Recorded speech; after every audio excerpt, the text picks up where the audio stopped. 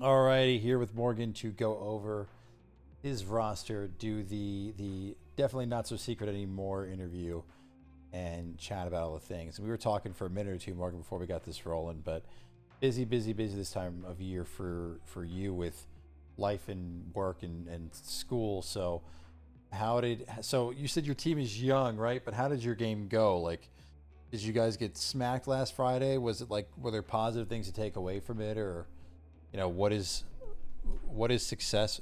So I'm going to ask this question later. What's success for your fantasy football team? What's success for your real life football team? Our real life football team, if we can win two conference games, I think we'll be pretty okay. The tough part is we're the smallest team in our conference by like school enrollment by about 40. Mm. So we play a lot of schools that have a lot more options from us. Um, but the game on Friday, we played a team called Clear Lake. They beat us 30-0, Oh, um, which is the first time they haven't mercy ruled us. So the way high school football works, if you get up 35-0 at any point after the first quarter, mm-hmm. um, the clock just runs through incomplete passes, everything. It's basically like a Okay. stock match. It just Speed goes. speed the game up. Yeah, yeah. Yeah. And the last 2 years we've been mercy ruled by them. They've just running clocked us. So the fact that we didn't get to that point just shows that we're getting better, but it's just taking a long time, and it just the journey sucks because getting your ass beat isn't. Yeah. I imagine it's not fun. Even if you get to like be part of that, it's still difficult. And then you were even saying kind of keeping their heads up at the same time, right? Like trying to make sure your guys don't get pissed off or discouraged is the other half the battle that we don't really think about sometimes. Yeah, especially at those levels, right? We're small town ball. Our most successful program's the basketball program. So you know y- you got 35 kids out for football. So if you have one or two of them say, and football's not for me, I'm gonna stay healthy for basketball so that I can go win a conference championship there. Then that just kills your football program, right? And hurts every other kid playing it because now you lost a bunch of talent. Yeah, and it just turns into like a So domino effect where now they're getting hit more, being relied on more, or whatever the case may be. yeah, So, well, let's take a look at your team here in our league. Obligatory shitty website. The way that your team is built, still, I think, one of the more distinct builds when you compare it to the other teams, especially with someone like Chase. Like if we pull up Chase's roster at the same time and put yours next to each other, um, he's got contracts as well. He's got some of the youth as well, right? Neighbors and May and Brooks and McConkey all the way at the top. But like you are building the teams out in a significantly longer frame. This chunk right here in the center, all your 3 year deals for some of these, fourth round picks or third round picks or guys you picked up. And then even here, a lot of the cap penalties that you have that you're dealing with as well, just from maneuvering with some of the trades earlier, and then just cuts and moves and all that type of stuff. Talk to me about kind of how you're feeling about your team as we get ready to head into this season here, and what less than, I mean, it's today's the first that we're recording this, so just literally in a few days here now, less than a week. yeah, I like my team. You talk about I like the depth. I've got the three quarterbacks, starting quarterbacks that I like to have in a super flex. I really wish it was four. If McCarthy was healthy this year at some point, it would be nice to see. It could have been a starter, flip a different one like field, but that's just how the cookie crumbles. Maybe Howell takes over that job, but looking around, I mean, I'd put my receiving core just generally top to bottom up against anybody else's in the league.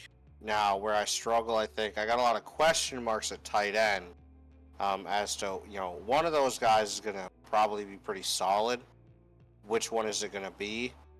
I don't know. And are they gonna be super viable long term? Be like, okay, he's my tight end for 5 years. That's a big question.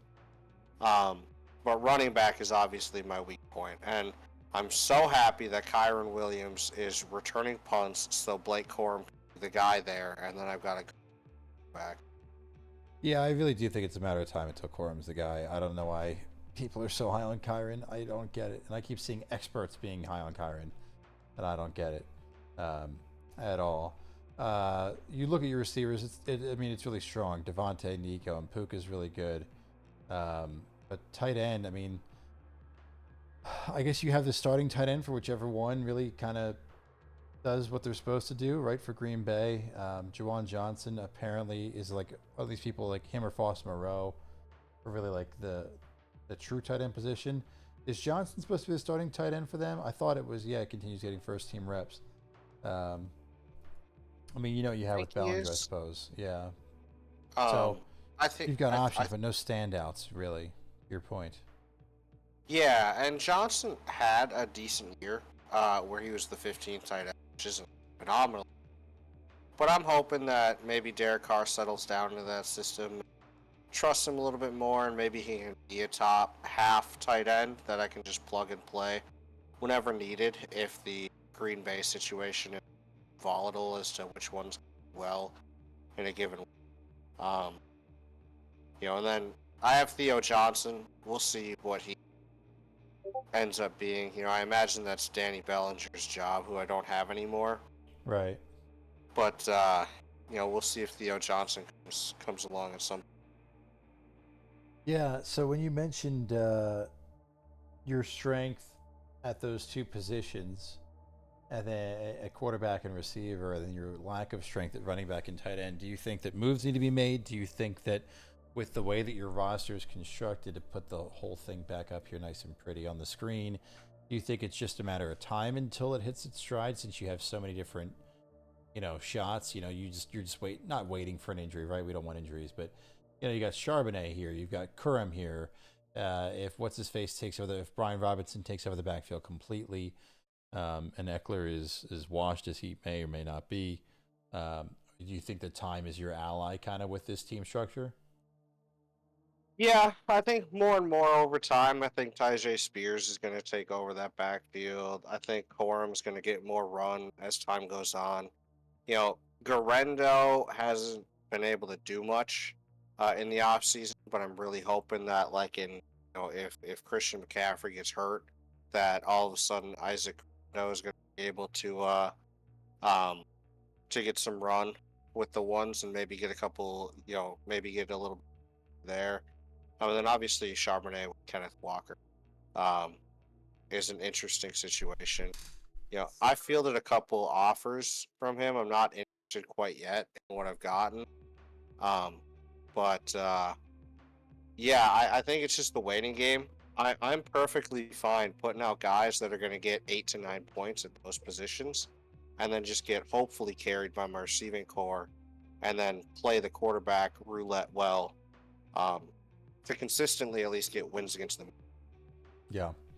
And you've got Nico on that great contract too. I believe it's 41, 42, 28. And then Lawrence is on that descending deal of 212, 185, 132. Made a note to fix that because they're in the wrong spots here. So, I mean, you're also building your contracts where they're not going to hurt you in 3 years, and you kind of front loaded it. Do you want to talk the strategy behind that as much as you're willing to share? Every other team has kind of spread it out, right? So if you look at, maybe not a good example. Who's one off the top of my head that I know of? Project. If you go to Project, Badass's team, your division rival for this year, you look at his Deontay Johnson, it's pretty spread out, right? 90, 82, 82, 82. Same thing for Ingram, 44, 44, 44. Everybody else has kind of backloaded them. I think you're the only person who has front loaded yours by kind of putting that money towards the front and then having it be cheaper in the end. What's your strategy behind that, if you'd care to share? Well, I think it gives me flexibility with our cap rules and getting out. And I also looked at it. I had draft picks, and I looked at the amount of money I had in cap space, what my draft pick situation looked like. And I was like, well, how much money am I going to need for free agency signing, considering my roster's pretty full, especially with the draft picks and all that stuff, where I was like, I'm not going to be a big spender. I'm not going to go out and probably be able to afford a superstar. I'm probably going to get one or two guys They're going to be mid-range. So I was like, well, I don't need that much money. So I may as well set myself up this year with some contracts that, hey, say Trevor Lawrence declines and he's not the guy and I have to cut him. That contract's a lot nicer, Yeah, in my opinion. easier to cut 132 than it is a 212, or easier to flip a $132 contract than a $338 contract. Yeah. Yep. Easier. Yep. When it comes to the penalties that you've got in your cap room, some all the way out to 26, but $2, who cares, right? But these nickels and dimes have started to add up for you here to an extent, right? You $16 in dead cap 25, which isn't miserable, but you're one of the more exciting teams over here in the 2024 cap penalties, like myself. Any regrets to kind of signing some of these guys to these longer deals, or for you, is it worth that shot for $2? It's worth a shot for $2 because the way I look at it, right, is like, oh, if I have to go waive somebody, I'm not going to be able to compete with these teams that got a bunch of money. But you look at the waiver wire, the waiver budgets, like, you know, Justin Zelly's got $0, Dan's got one, Project Badass has 9, you know, Brownout has 47, so he's looking good, but inaugural 0, and like Flynn 4, Kung Su Panda has 1, So in my opinion, like the $2 is nothing in the grand scheme of things, right? It's like an NFL team cutting a guy who's a 7th round pick. Like you owe that guy money, but it's like $350,000 in signing. Right. So you owe them, but in the grand scheme of things, it's not much, right? Right. So I'm not afraid to move off of those guys, but I like to have the 3-year deals just so I can, if one of them does hit, if one of them's decent, or let them, get them time to develop. I don't need them to all be Puka, but like A.T. Perry looks like he might be like a decent receiver, and he might be a guy like next year could be good, right?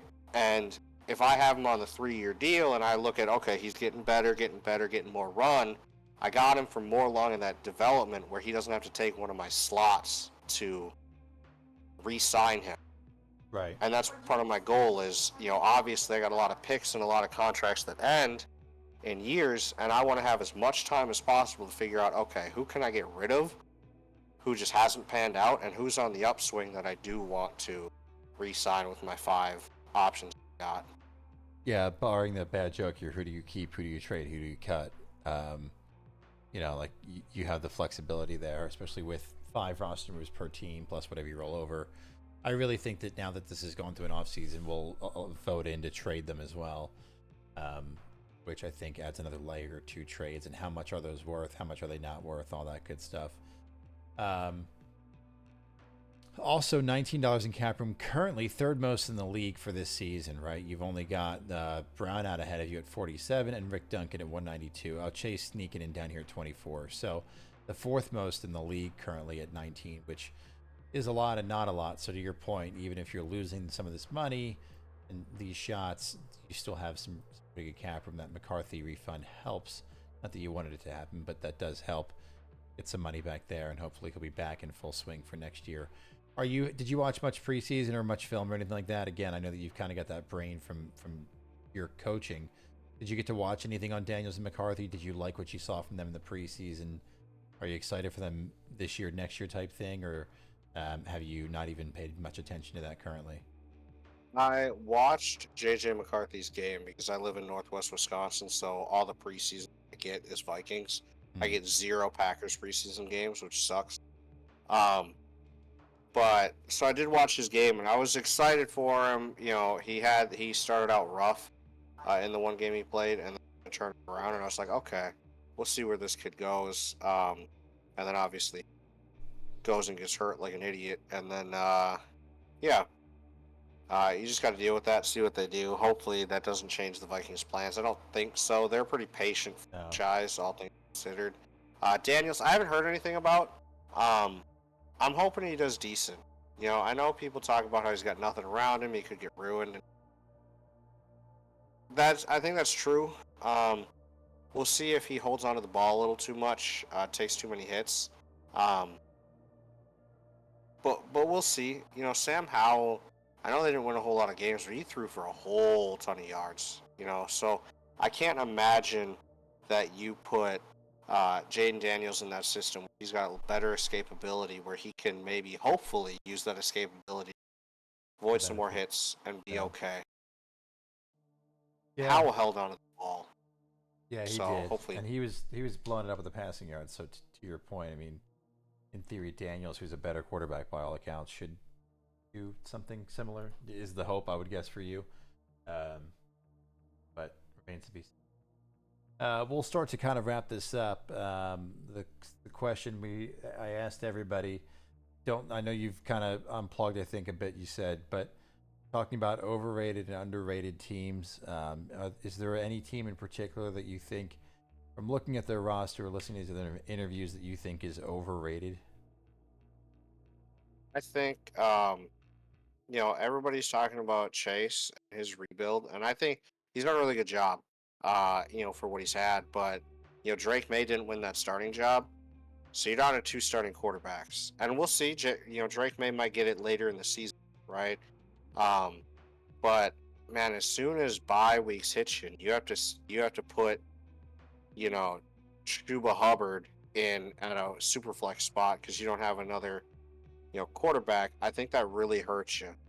You know, um, when you don't have that second quarterback available to you. And there's a couple teams. I put them in the Discord just to remind myself. Like, you look at I know Brownout's everybody's favorite, but people talk about, like, oh well, the Pandas, they've always done pretty well and they could compete. And I'm looking at them, and their only other quarterback, unless they got one they got Tannehill on practice or on the taxi squad, but say he gets signed and he becomes a starter, you don't have access to him until week 6, or whatever it is. So you're left with Dak Prescott, Lamar Jackson, and Trey Lance. Praise the Lord. You know, and that's gonna I think you're gonna struggle once Dak has a bye week and Lamar has a bye week.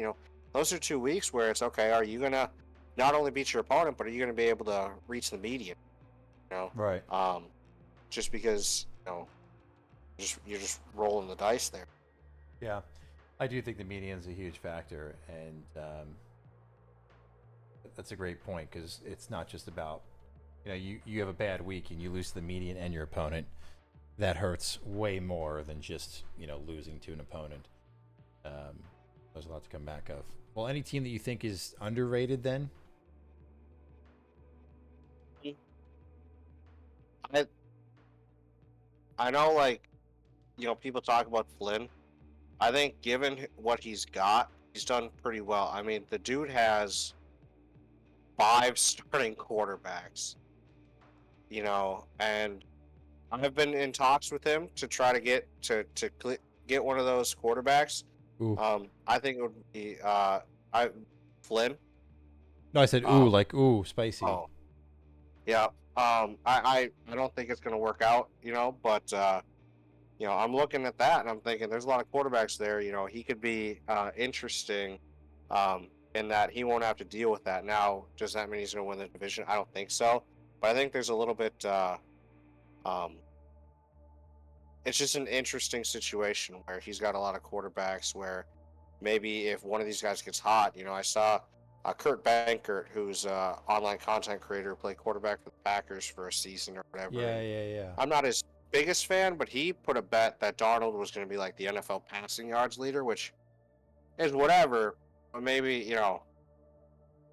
that could be something where Darnold comes out the gate. If one of these guys comes out the gate and is actually a pretty solid quarterback, I could see some decent stuff from his team, against the median, where maybe he doesn't win a lot in his division. He can win against the median and maybe become, you know, uh, a really good team that the extra pick bracket or Yeah. in toilet. Yeah, because what's interesting is there's two teams that have openly said, "Hey, I'm out," and that's me and Project Badass. But even his team isn't terrible. So then you have to. I was talking to Codes about this. Is Rick has kind of said he doesn't know what's happening. He's going to try to win, but he doesn't really know. Flynn's going to try to win too, but doesn't really know. So in my head, you've got Flynn, Rick, me, and Project as the bottom four. But like Rick team's better than a bottom 4 team in my opinion. But that means there's 8 other teams that are competing, and 2 of them shouldn't even be trying, and they're not going to make it.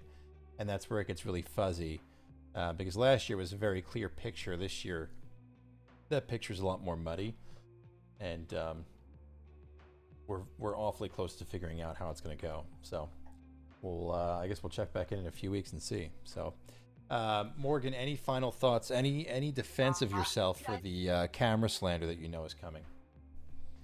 Yeah, we're moving the setup here, and I'll try to have it ready by the next time when we get it moved into the new place, and not new place, but the new location that we're putting everything. Yeah, yeah. Um, and with the start of it, it's just been busy to get that done. So next time, we'll do that. I'm gonna win my division. That's gonna happen. There's Okay. just, 5 weeks are gonna kill the other two that could conceivably win this division. I mean, I do agree with that. you know, you get the weeks where it's, oh, I'm their saving grace would be that if everybody has it, if Justin or Dan, all their guys have it in 1 week, and you just lose 1 week, and then you're able to reload and be fine after that. But if they're spread out and you're missing 2 starters this week, and 2 starters the next week, and 3 the next week, and 1 the next week, that's gonna kill them. For Dan, it looks like that's the case. They're fairly spread out. Some hits on week 7. There's a few, some hits on week 12 and 10, but going from the top, 10, 14, 12, 6, 7, 10, 7, 12, 14, 12. So fairly spread out for Dan, for Alan and Justin's Deli, 14, 12, 10, 7, 7, 9, 14, 6, 12. So also pretty spread out. So yeah, should be very interesting. Because their buys are going to be spread out. It's not everybody on week 6 or something where you can kind of just tank that 1 week and keep moving. So I plan to win, get to the dance, and then we'll get the Jamarcus Russell Division A win playoffs. That's my goal. Okay, get to the dance and win a game. There you go. Jamarcus Russell Division still, for those of you playing along at home, 0 wins in the playoffs. Not very good success there. But you've been kind of on that upward trend, right? So, first season was in the toilet bowl. Second season, won the extra pick bracket, and now on your way, hopefully, to the playoffs. 0-4 all time is the Marcus Russell Division in the playoffs. Comparison to the 3-5 Achilles Smith Division, in comparison to the 10-4 Division of Death. I don't even know what their real name is because I just have them as a death in my. What's their fucking name? Who went number 2? Ryan Leaf. The Ryan Leaf division. Yeah, I don't even know what it's called. That's how much the division of death it is. So, all right, that's gonna do it. Any final thoughts, Morgan? Let's have a good year, guys. Somebody take the villain role, please. I mean, I'll reprise it, but somebody else be the villain. Who else? Who has the potential to be the villain? It's not me because I'm losing, so that one's gone. It's not on me anymore. I think Cam should. Okay, Cam, you're a lawyer. You're supposed to be good with words. I know you're from Texas. Don't let that hold you back. I get that that's a disability. But I think you have the ability to be a good villain. And I think you should embrace that. Cam should. I think if Dan was winning games, he'd be the villain too. Oh, Dan would embrace that also, role. Cam, accept my challenge, okay? If you're the one that gets to pick people in divisions, if you're one of them, I'm your first pick. I do like that challenge. His response was he's picking Allen first because he hates Allen. They have a rivalry or whatever.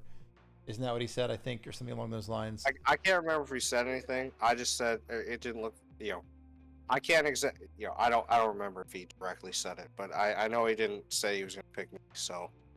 Yeah, I think what he basically said was that he would pick Allen first because he thinks his team's kind of going down, and he and Allen have been rivals for a long time. I'll take you in my division, although Allen would probably be my first pick. It's a long-standing rivalry, and also he sucks. Word for word. So, okay, well, I respect that a little bit. Yeah, a little bit of respect there. So, the thing that's the nicest thing you've ever said about Cam Hunt is, I respect that a little bit. Look at you. You're making progress on your diversity, equity, and inclusion journey, I think. We'll be friends by the end of the season. Yeah, well, I can't wait to see it. All right, Morgan, that'll do it for us. Thanks for making the time to talk, and we'll talk to you soon. Heck yeah.